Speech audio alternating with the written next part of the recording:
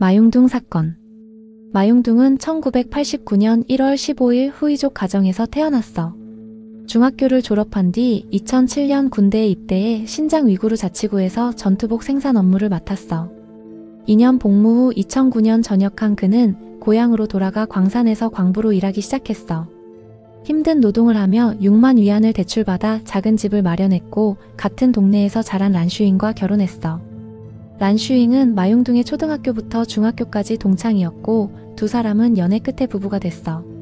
하지만 결혼을 위해 란슈잉은 다니던 전문대학까지 자퇴해야 했고 부부는 광산 근처에서 함께 살면서 아들까지 낳았어. 겉보기엔 평범한 가정처럼 보였지만 이들의 관계는 시간이 지날수록 악화되기 시작했어. 결혼 후 마용둥은 돈 문제로 점점 지쳐갔어. 그는 광산에서 월급 3천 위안을 벌었지만 처갓집 식구들의 씀씀이가 너무 컸어. 특히 란슈잉의 부모는 생활비를 명목으로 돈을 가져갔고 심지어 마용둥의 동생이 대학에 입학했을 때도 그는 학비를 대주려고 했지만 처가의 과소비 때문에 쉽지 않았어. 2013년 6월 그는 광산 일을 그만두고 농사일을 시작했지만 수입이 줄어들자 부부 사이의 갈등이 심해졌어. 여기에 란슈잉이 친정에 돈을 가져다 놓으면서 문제가 더욱 커졌어. 남편에게 말도 없이 큰 돈을 친정으로 가져간 사실을 알게 된 마용둥은 크게 화를 냈고 이 일로 두 사람은 크게 다퉜어.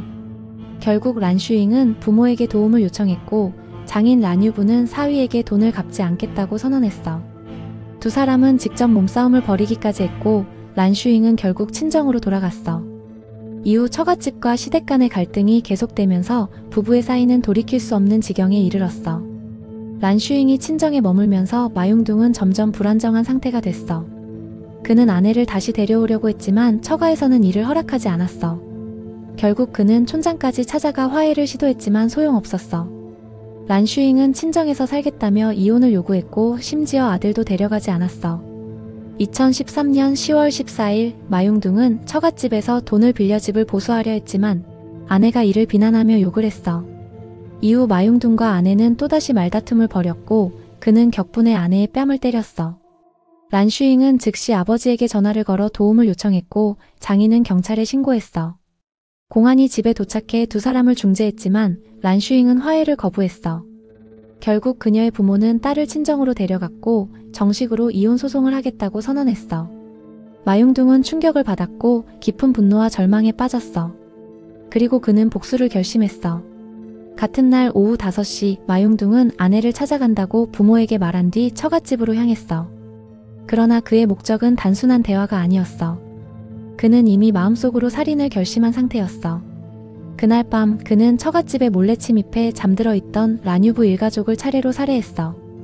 피해자는 란유부 부부, 임신한 딸, 그리고 두 손녀까지 총 7명이었어. 그는 모두 칼로 목을 베어 잔혹하게 살해했고 이 사건은 다음날 아침 한 이웃이 처참한 현장을 발견하면서 세상에 알려지게 됐어. 신고를 받은 공안은 곧바로 수사에 착수했어.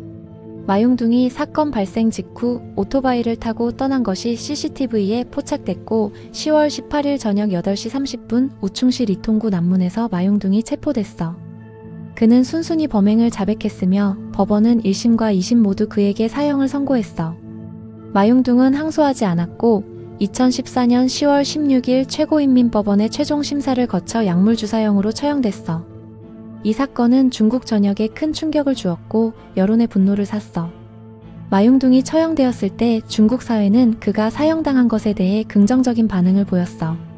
그러나 이 사건은 단순한 살인사건이 아니라 가정 내 갈등과 경제적 문제, 그리고 감정적인 분노가 얼마나 큰 비극을 초래할 수 있는지를 보여주는 대표적인 사례로 남았어.